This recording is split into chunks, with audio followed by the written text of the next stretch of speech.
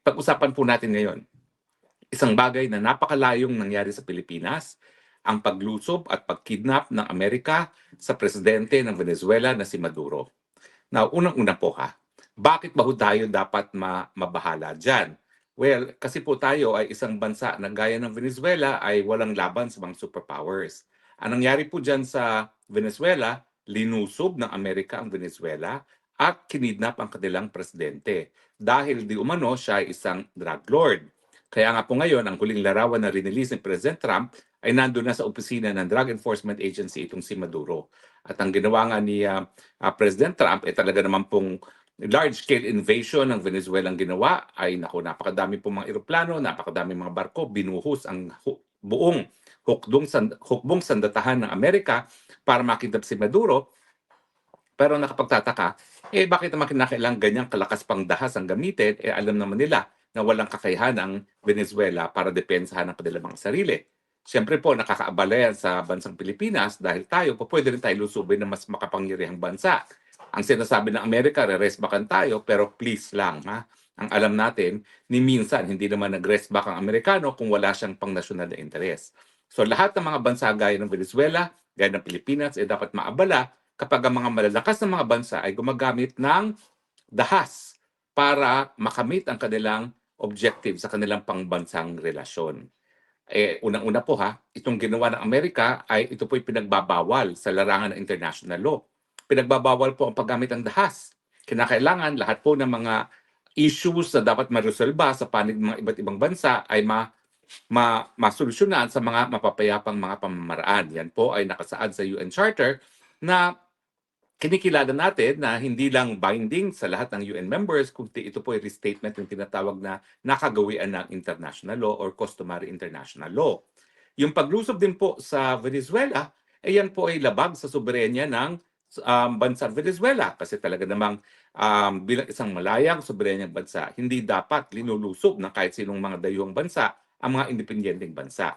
Yan din po ay labag doon sa immunity ng isang presidente para maaresto sa kahit anong krimen. Kaya nga po nagpuputok ang buchi ng marami ngayong mga leaders sa buong daigdig kasi kahit gano'n kang kasamang tao, pag ikaw ay presidente, ang una mong responsibilidad ay gawin mong katungkulan doon sa iyong mga mamamayan na naghalal sa iyo.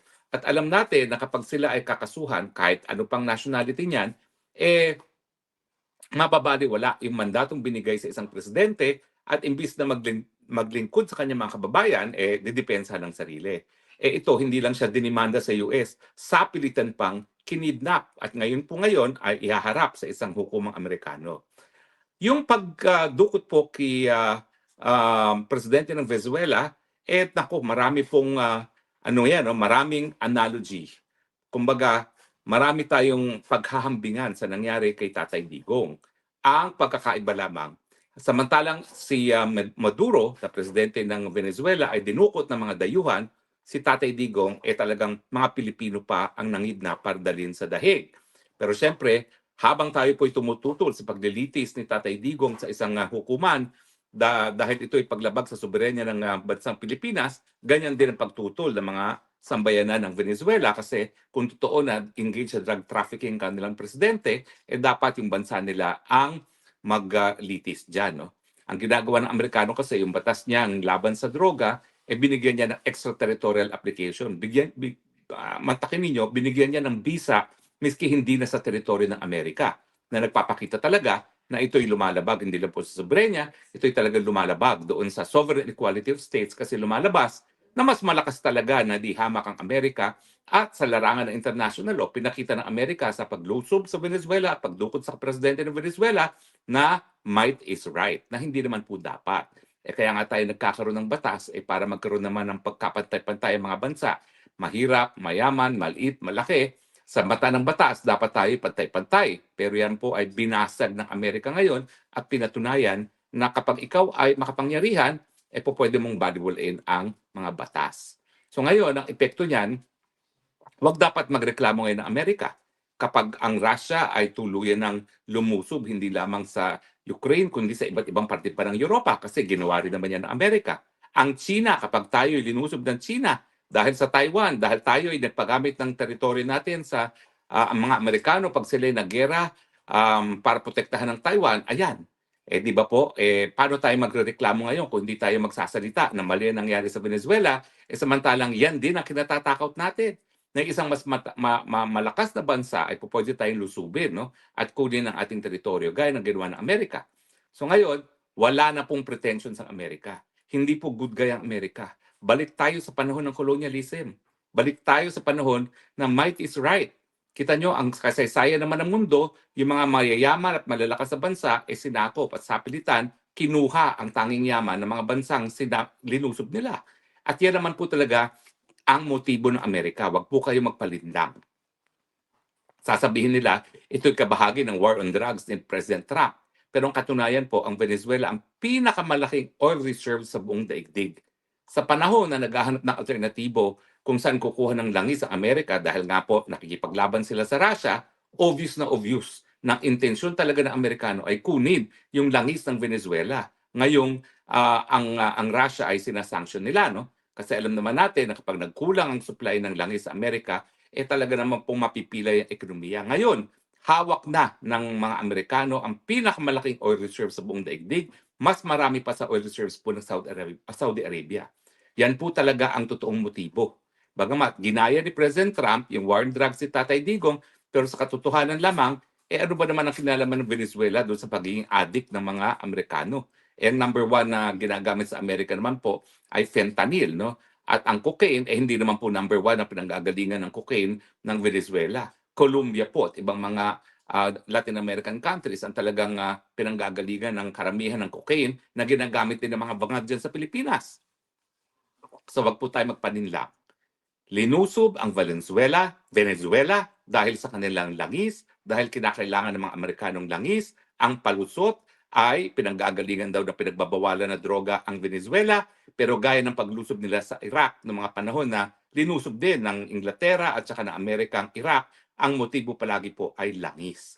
Kaya kung ako'y may access sa US stock market, mag-i-invest na ako sa mga oil companies, lalong-lalo na yung mga oil companies na nalilink kay President Trump, dahil sigurado ako na yung mga cronies ni President Trump na nasa industriya ng langis ang siyang makikinabang sa paglusob at pag-occupy ngayon ng Amerikano ng Venezuela. Pero wag po kayong makakalimot, kung nagawa nila ito sa Venezuela, pwede mangyari rin yan sa Pilipinas.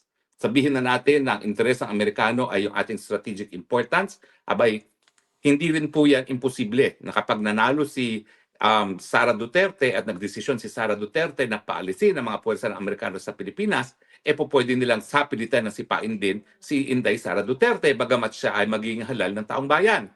Ngayon naman po, hindi naman nila sisipain si Marcos dahil si Marcos ay napaka-tapat na tuta ng mga Amerikano. Basta suportahan siya ng mga Amerikano, hinahayaan niyang gamitin ang ating teritoryo. So anyway, balik po tayo kay Tatay Digong. Ihaharap nila si President Maduro sa harap ng hukumang Amerikano. Bakit dapat ipagpatuloy yung paglilitis na yan? Alam natin na mali ang pamamaraan para makuha yung pagkatao ni President Maduro. Yan po aking sinasabi. Kung hindi natin ilalabas yung pagiging legal ng pamamaraan ng ICC, kung paano nakuha ang pagkatao ni Tatay Digong, talagang mga bansa ngayon mangingidnap na lamang. At dahil ito'y ginawa ng mga Amerikano, ay nako, hindi po imposible na anytime now, ang mga Ruso naman ay kikidnapin ang mga judges ng ICC dahil nga po, pinatunayan ng Amerikano ngayon na ang pinakamalakas na bansa sa buong daigdig, wala siyang pakialam sa batas. At talaga naman po, kung merong rule of law, hindi po dapat kinukonsente ang pangingidnap bilang pamamaraan para magkaroon ng jurisdiction sa pagkatao ng isang akusado, ang isang hukuman. So, ngayon, nakikita nyo kung bakit galit na galit ang marami sa atin doon sa ginagawa ng ICC. Kasi nga po, hindi po pwede na itama isang pagkakamali sa pamagitan na naman ng isang pagkakamali. Sabihin na nating drug lord itong si Maduro, na ako naman ay nagdududa kasi hindi naman po pwede maging presidente yan na maging mahal ng taong bayan kung siya talaga ay drug lord, no? Bakit naman kinakailangan pang labagin ang soberenya ng isang bansa, gamitan ng dahas sa pinagbabawal sa larangan ng international law at kidnapin ng presidente? At kung ito ang tamang pamamaraan para magkaroon ng jurisdiksyon ng hukuman, anong tawag mo sa mga hukuman ng Amerika na maglilitis kay Maduro? Hindi ba dapat yan ay tawaging kangaroo court? Kasi sa murat-mula, sila mismo ay lumabag ng batas para ipatupad ang kanilang batas. Tama ba yun? Di ba? Kung ang nais natin ay mapatupad ang batas, dapat pati yung pamamaraan kung paano nakuha ang pagkatao ng akusado ay dapat sang-ayon din sa batas. So, ang implikasyon niyan sa Pilipinas ay yung mga hindi nakakakita kung bakit mali ang pagpapatuloy ng jurisdiksyon ng ICC kay Tatay Digong, gayong siya'y kinidnap at nilitis na wala ng jurisdiksyon ng hukuman, ngayon nakikita niyo kung bakit mali yan. Kasi pwede na kahit sinong bansa, basta sila ay makapangyarihan, pwede na silang mangidnap para ilitis ang kanilang mga kalaban. At yan nga po nangyari na mapait na karanasan ni President Maduro. Now, wala po akong ties sa Venezuela, bagamat alam ko Venezuela, sinuportahan po ako nung ako po ay tumakbo ng International Law Commission dyan sa US. At ako naman po ay nagpadala ng letter doon sa kanilang foreign minister at dating ambassador sa Pilipinas na nakikibahagi po tayo, nakibahagi tayo ng ating solidaridad sa bansang Venezuela dahil illegal po ang ginawa nila sa paglusob sa teritoryo ng Venezuela at sa pakidam ng kanilang mga presidente. At kung tayo makakatulong, no, para magkaroon ng katarungan ang paglulusob at pangingidap sa kanilang presidente, ay tayo naman po ay handang tumulong. Dahil yan naman po ay utang na loob ko sa pagsuporta ng bansa ng Venezuela nung ako po ay kumandidato para sa isang UN elective post. Anyway, mga kaibigan, huwag niyo pong isipin na palibasa malayong Venezuela, walang pakialam ang Pilipino. Ulitin ko po. Unang-una, ang pakialam po natin kasi po labag ang ginawa ng Amerika sa larangan ng international law at ang international law ay narariyan para magkaroon ng pagkakapantay-pantay mga bansa. Mahirap man, mayaman man, malaki man, maliit man, sa mata ng international law, lahat tayo ay pantay-pantay. Ang ginawa ng Amerika ay illegal dahil ito po ay labag sa pagbabawal ng paggamit ng dahas. Ang tawag po dyan ay crime of aggression dahil sila po ay gumamit ng dahas laban sa isang bansa na hindi naman by way of self-defense or hindi rin authorized ng UN. Yan din po ay labag doon sa non-intervention dahil wala pakialam ang Amerika kung paano patakbuhin ang gobyerno ni Maduro. Kasi yan po ay karapatan ng mga malayang estado na hindi dapat pinaghihimasukan ng kahit sinong mga banyagang bansa. At siyempre, yan po ay labag din dahil yan po ay labag doon sa kapangyarihan ng Venezuela na kung meron talagang pagkakasala itong si Maduro, talagang mga hukumang Venezuela lamang at mga piskal na Venezuela ang dapat maglitis. At ang implikasyon sa Pilipinas niyan, kung mababawal-wala ang international law, mawawala din yung protection natin na binibigay ng international law at pwede na rin tayong lusubin ng kahit sinong mas malakas na bansa sa atin. So kinakailangan po, idagdag po natin ang boses natin sa boses ng napakaraming mga mamamayan ng daigdig na nagsasabi na illegal ang ginawa ng Amerika na paglusob sa Venezuela at pakitap sa kanyang presidente dahil po pwedeng ang susunod na lulusubin at meron ko kidnapin na naman sa ating bansa ay ang bansang Pilipinas na ngayon po ay naging karanasan na natin kung paano kinidnap ang dating Tatay Digong at pinadala sa hukumang ICC na wala ng jurisdiksyon. Kung paano po tayo nanggagaliiti sa galit dahil illegal yung pamamaraan na ginamit para makuha ang pagkatao ni Tatay Digong, ganyan din po nararamdaman ng mga taga-Venezuela at ganyan din po ang dapat maramdaman ng lahat ng mga mamamayan ng daigdig nito na naniniwala na hindi man perpekto ang sistema ng UN sa ngayon, yung mga prinsipyo ng UN kasama na ang pagbabawal sa paggamit ng dahas at pagkapantay-patay ng mga bansa at yung pulisiya na hindi dapat naghihimasok sa pagtatakbo ng gobyerno ng mga independenteng bansa. Ito po ang mga pamamaraan na nagagamit natin kung bakit sa ngayon hindi pa tayo nagkakaroon ng pangatlong pandaigdigang digmaan.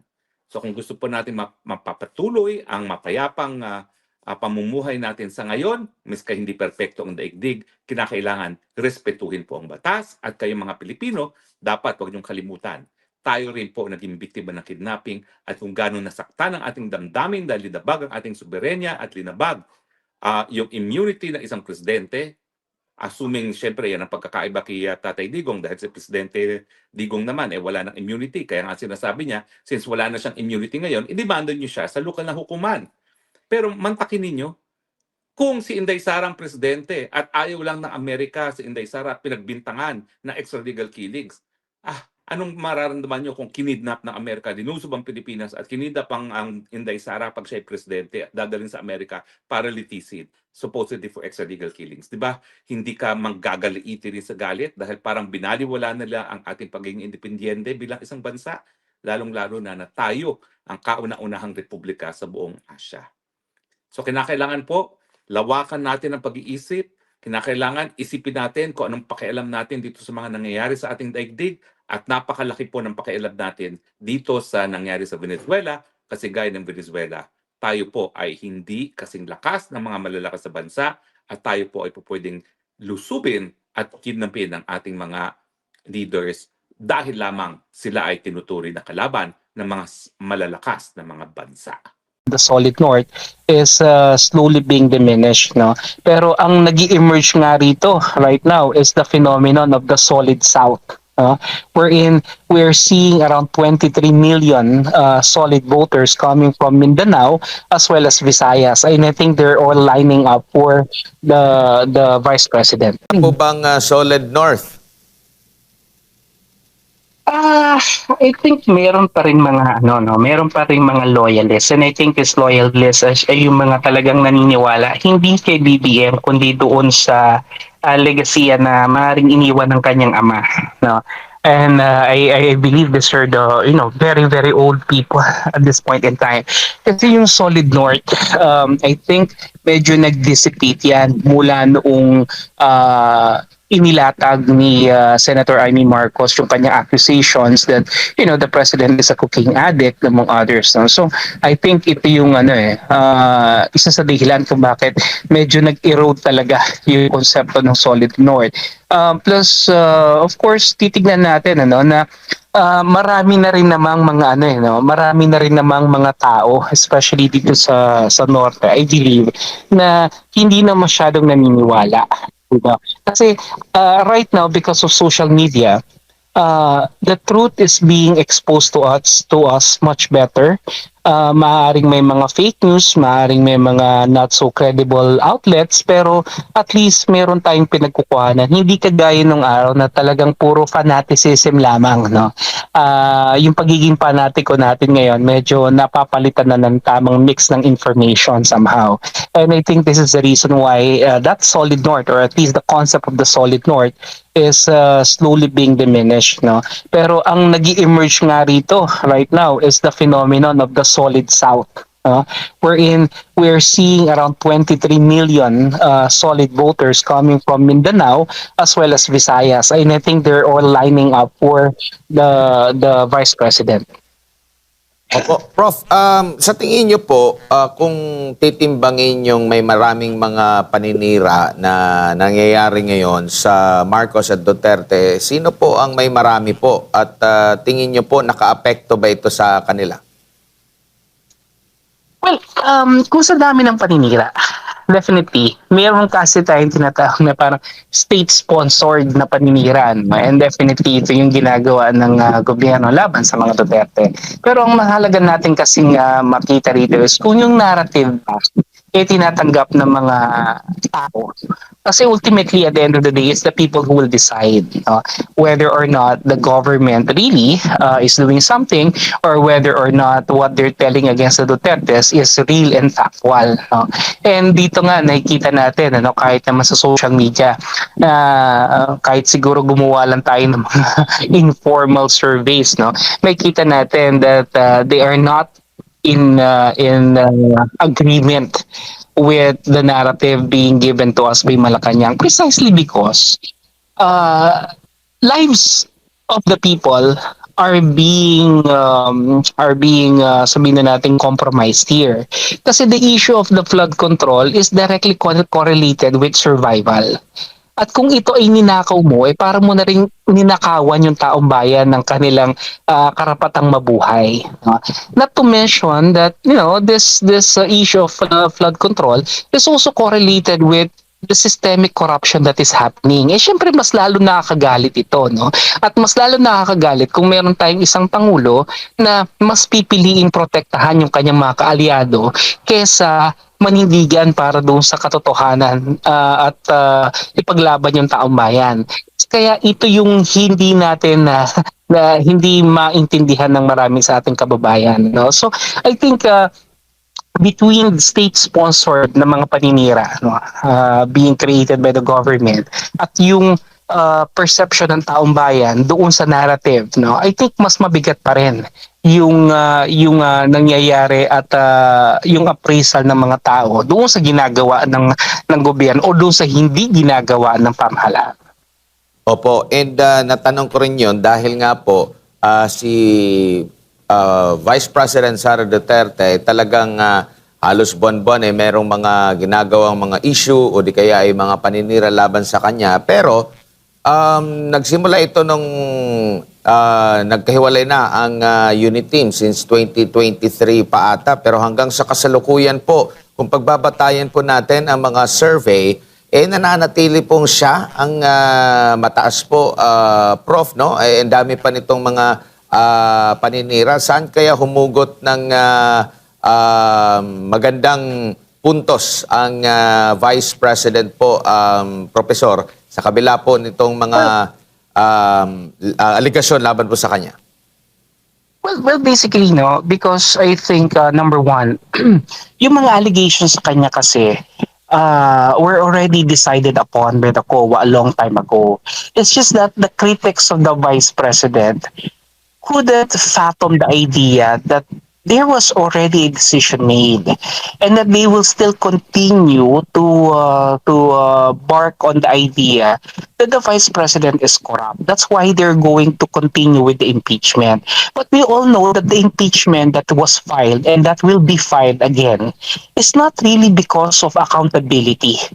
You know, this is not about that. It's basically because of political maneuverings, because they know that the vice president is the biggest threat, so to speak, to their desire to actually be in power, whoever it is, whether it's BBM Allied Forces or whether it's the pinks or the yellows or the Liberal Party. They know that the biggest stumbling block to their desire to have the power is the vice president, and so they're going to do everything, in their right or in their power to actually create the noise against the vice president. And I think maganda yung ginagawa ng vice president that she is not really she's not really kumbaga hindi siya nakikipagtapatan dito sa kanilang mga ginagawa, no? And I think the public realizes that, no, na patuloy siyang binabanatan, patuloy siyang tinadown, patuloy siyang tinitira nitong mga kanyang kalaban. Pero siya, nananatili lamang siya doon sa kanyang posisyon. She's just doing her job, she's doing her work, and basically that's it, no? Kasi kung titingnan natin, maybe the vice president may not be doing anything so significant at this point. But the problem here is that the government is really doing a lot of bad things, no? To the point na kahit walang masyadong ginagawang maganda yung vice president, sa sobrang sama ng gobyerno, talaga namang sino bang pupuntahan ng tao bayan, di ba? So that's basically it, no? And let's face it, yung presidente pa rin naman ang talagang may control. Because the vice president is just a president in waiting. Nag-aantay lang naman yan kung may mangyayari sa Pangulo, no? Kung halimbawa siya yung papalit, no? And in this case, no, the ball, the control, the resources, everything is really within the disposal of the president. So if the president is not performing well, and we know for a fact na hindi na sila magkaalyado at hindi na sila magkakampi ng vice president, maliwanag. Sensitize yung vice president doon sa mga kapalpakan ng gobyerno because they're not together anymore, di ba? So yun yung nakikita maaari ng taong bayan. No, kahit na paulit-ulit yung mga pambabanat nila sa ating vice president, still, nananatiling mataas yung kanyang rating, primarily because this government is doing a very, very poor job, no, in governance, in addressing poverty, in addressing the socio-economic conditions. And I think that's the reason why sumasadsad sila at umaangat naman yung ating Vice President. Sa napipintong pagbuhay muli ng impeachment laban sa pangalawang Pangulo, sa tingin niyo po, makaka-apekto pa ito sa political capital po ng pangalawang Pangulo po? Well, if their goal primarily is to file the case and if it will go to the Senate, no, ang syempre merong pa ring somehow effect ito, no. Kung sakali man na hindi siya talaga makukonvict at siya ay makakapagpatuloy sa kanyang pananagutan, syempre may mga kababayan tayo na makikinig doon sa trial at maaring mabago yung kanilang perception, 'di ba? So definitely merong effect yan. No? So if the goal was just to create some kind of political noise, to create a dent on her presidential bid, merong effect yan definitely because impeachment is a political exercise. But then again, if we're going to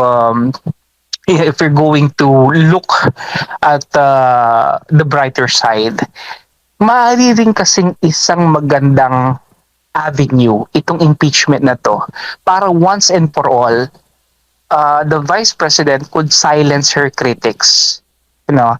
And I believe that the defense team of the vice president prepared long and hard for this and that they're just waiting for the right opportune time para ipamukha dito sa tamang venue, no, kung ano-ano ba talaga yung kanilang mga bala laban dito sa mga kanyang kritiko.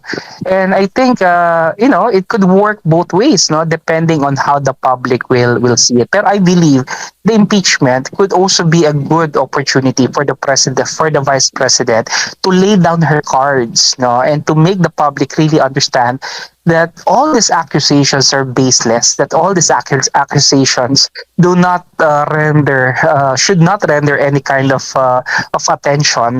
Rather, it's purely political.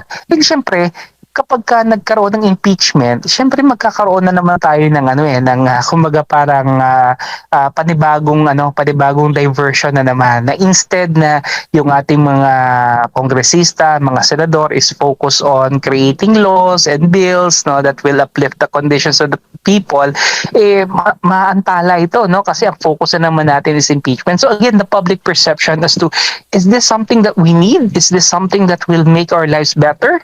Diba? Maaring maapektuhan na naman ito negatively yung administration. SMNA News. Happy New Year, sir.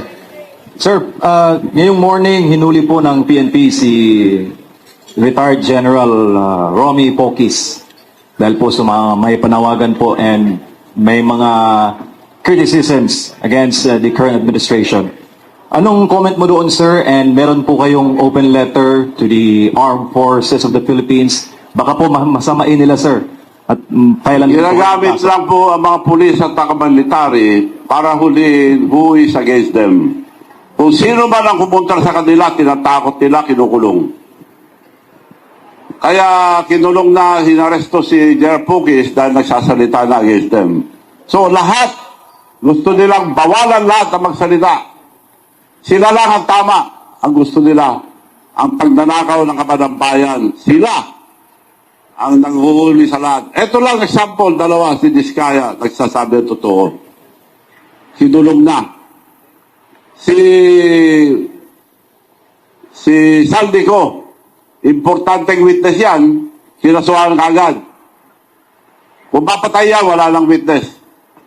Dapat kailangan natin si Saldico and Sara Diskaya para mag-witness sa lahat ng mga kaso. Sir, So maliwanag na tinatakot din ang taong bayan, wag po tayo matakot mga kababayan, kundi wala na mangyayari sa ating bansa. Anong sinasabi nilang 500? Hindi na magkasya ang gastusin ng 500 sa isang araw-araw. Nagbigay yata sila 500. Hindi na po magkasya ang 500 sa pagpakain ng ating pamilya sa isang araw. Manong, last na lang. Doon sa pagkaka-aresto kay General Pokis na naalala nyo ba o parang bumabalik ba yung latak ng martial law? Na nung panahon na yun, kinukulong po yung mga nagtatanong against the government.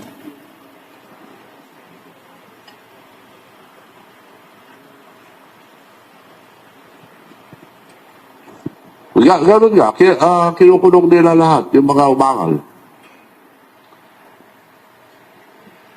Siguro, Baka gusto nila mag-declare martial law. Kung mag-declare sila martial law, hindi na papayag ang taong bayan. Thank you, Manong. Ibig sabihin, kasabot ng mga sundalo. And I'm still hoping sa one-time, big-time rally, I'm still hoping mga uniform men sasama yung mga iba. Kasi maliliit. Kaya yung mga pulis na utusan, nahaharang sa mga pupunta sa Malacanang, huwag niyo pong harangin dahil ninakaw na ang kontribusyon niyo. Yung mga PhilHealth, ninakaw na para may nakawin ng tinanggal. For the first time ever in the history of the Philippines, PhilHealth, zero. Ninakaw. Kinuha para sinamang ninakaw. Left and right ang pamimigay nila ng pera. Ang liwanag na yun. Harap-harapan, bastusan na. Hindi naman tayo papayag na Pilipino, gano'n na lang gagawin sa atin. Mga kababayan, lalaban po tayo. And I'm sure, kagaya sinabi ko, hindi tayo pababayaan ng ating Panginoon dahil nasa ating katotohanan. Thank you, Manong.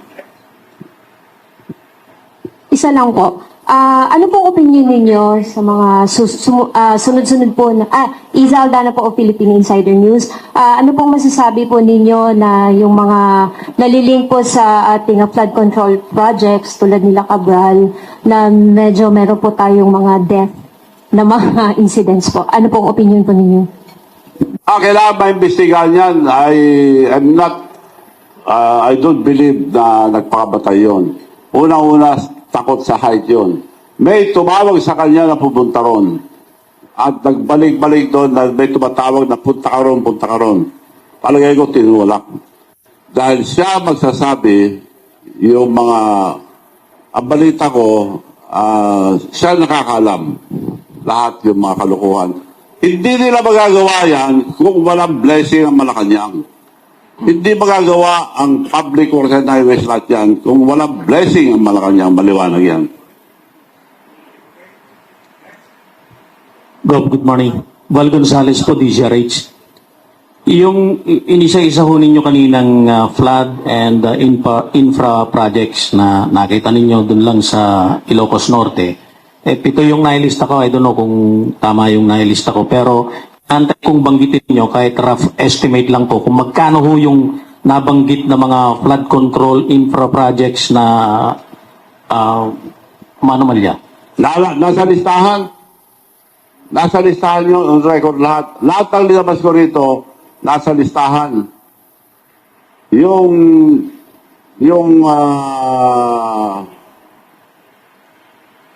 mga record, nandyan lahat ang mga record. It's all recorded. Hindi ako maglalabas dito na hindi naka-record. Opo, sige, kunin po namin. Nasa public na yan. Kunin po namin mamaya yung Yes, estimate kung ilang projects at kung magkano yung projects. Then, ang last... At saka time and date ang pagkatapos. Nandyan lahat. So yan ang ebidensya na kakalukuhan ng mga projects sa Ilocos Norte. The hometown of the president. So it happened all over the country. Example na lang sa bayan niya mismo, kaya ginawa na lahat. Kaya naglakas loob din yung mga engineers na gumawa dahil utos sa kanila para makapag-produce ng pera. Ang sistema, ibibigay yung project at babayaran nila diskaya kagad. At yung project, babayaran naman kagad. Kagaya sa Ilocos Norte, lahat ng project nila bayad na in advance. Advance payment. Si mismong diskaya nagsabi, advance payment. Kaya kinukulong nila eh. Last na lang, Gob. Yung rally, one-time, big-time rally na sabi nyo, kinakasan ninyo, kakausapin nyo yung mga religious sector at lahat ng galit sa korupsyon. Sa tingin nyo ba, Gov, ay mas makabubuting ito'y taon sa February? Sa buwan ng February kasi yung 40 years na sinasabi ninyo ay nangyari din ho nung February 1986. Nasa grupo yan dahil I will not decide for the date. Ang magde-decide yung religious organizations and the opposition, lahat. na nagmamahal sa ating bansa. Tatawagin ko lahat at tawagan nyo rin ako, mag-iusap ako na sila mag-decide ng date. I would prepare yung kabataan ang magsabi ng date para kasi dapat kasama ang kabataan dito dahil ninakaw ng ang future ang kabataan.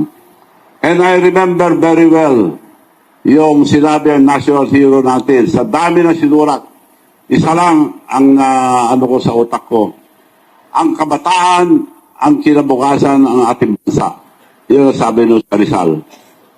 So, nangyayaan ko mga kabataan, wag kayo matakot. Future niyo ito. Hindi po sa amin. Para sa inyo po ito. Kung gusto niyo pagpatuloy na ganito, nasa inyo yan. Pero kung ayaw niyo, tumayo kayo, wag kayo matakot dahil future niyo ito. Pero Gob, kung sakaling makausap ho ninyo lahat ng mga religious sector at ang sabihin ho nila sa inyo ay ikaw na Gob ang magdesisyon. Prepare po ba ninyo yung date na February din? Maganda rin, para malamig pa yung February. Maganda yung February. At may I would sasabay suggest- din dun sa 40 years na Yes, pasok pa rin sa 40 years. 1986 na sinasabi Pasok niya. pa rin sa 40 years. Okay, so para lang klaro, kung kayo ho ang tatanungin, gusto ho ninyo gawin ito ng February 25, 2026 o ano po? No, 26. Dito, hindi, Opo. hindi na... Hindi, February, anong date po? Kung kayo po yung pagdidesisyonin. Ako, gusto ko ASAP, ngayon na eh. Pero depende kung anong gusto doon mga grupo. Kung February, February. Okay, thank you, Gob. Magandang umaga po, Darlene, kahit Good morning. GMA Integrated News. Pagkatapos po nating ninyong talakayin yung mga issue at mga alegasyon, ano yung panawagan ninyo kay Pangulong Bongbong Marcos? Ito po ba ay para bumaba siya sa pwesto o manatili siya hanggang matapos yung mga investigasyon? Ang advice ko sa my former friend, dapat sumuko na siya. Mas maganda kung sumuko sa pulis o sa military, wag niyang antayin yung nangyari sa Libya. The strongman o strongman of Libya, si Gaddafi. Ano nangyari sa kanya? Tao bayan humuli, pinatay. So, Bongbong Marcos, my former friend, kausapin mo ng military o police, better surrender. Wala kang ligtas dito. Hindi ka makakaligtas. Ang laki yung ginawa niyong kalukuhan. Imposible mapagtakpan niyo to. Imposible. Hindi naman bobo lahat ng Pilipino. Ang liwanag, maliwanag pa sa buwan. Hindi tayo papayag yan. Hindi papayag mga Pilipino. I'm dead sure. Karamihan ng Pilipino lalaban. Last na lang po, yung sa one-time, big-time rally, meron na po ba kayong nakausap na personalities o mga grupo na nag-commit na sasama? Wala pa. Pero, at sisiguro ko marami sasama. Salamat po. Hi po, Gov. Good morning. Jalice Navida po of Bulgar. Gov, with the recent issue po sa Venezuela, kung saan dinampot at ikinulong yung kanilang President and First Lady, sa tingin niyo po ba posible rin po itong mangyari sa Pilipinas at ano po yung nakikita yung magiging consequence? Yeah, possible. Kung hindi na raw uli, ibig sabihin, hindi gagalaw ang military, may ibig sabihin yan, bakit di sila hindi gumagalaw? So, kung mahirap bumasa, palagi ko naman, nakikiusap ako sa mga military police. May mga anak din kayo. Dapat, I would suggest, na from now on, mag-usap-usap muna kayo to General Browner. Lahat ang general ng military, mag-usap-usap po kayo bago kayo patawag sa Malacanang. Mag-isip po kayo mabuti. That is my only suggestion. Also the police, headed by General Tatay Nartates, mag-usap-usap kayo mga general bago kayo patawag sa Malacanang. Makakala another... maglalagay uli sila pagka tinawag kayo sa Malacanang. So mag-usap-usap muna kayo. Ang suggestion ko lang, mag-usap-usap kayo, isipin nyo ang kinabukasan ng ating mga anak. Isipin nyo ang ating nasyon. Kung wala kayong malasakit sa Pilipinas, ibang klase na yun. So isipin nyo mabuti kung sasama kayo sa mga korap o sasama kayo sa ikabubuti sa ating bansa. So suggestion ko lang po yun, and you are welcome to join us in that rally dahil hindi naman natin policy eh. Wala tayong babayulit na konstitusyon. Sabihin nyo lang, ayaw nyo corruption in public. Baka mamaya press ko lang, depende yun. In public. They should announce na ayaw nilang nangyayari. Kung hindi, may ibig sabihin yan, involved din sila sa corruption. Apo. And another question po.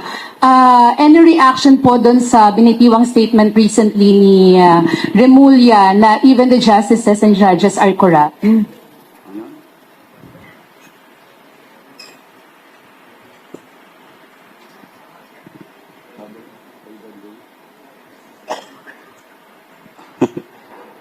Sabi ni Remulla, Apo. mga justices corrupt. Sila lang hindi corrupt. Ibig sabihin. So, Kayo po ba naniniwala? hindi ko paniwala. Yan ang Banateros, walang inuurungan. Pag tama palakpakan, pag mali ay babanatan. Yan ang Banateros, boses ng ordinaryong Pilipino. Banateros ay walang makakaawan. Walang inuurungan, Banateros ay tinutulungan.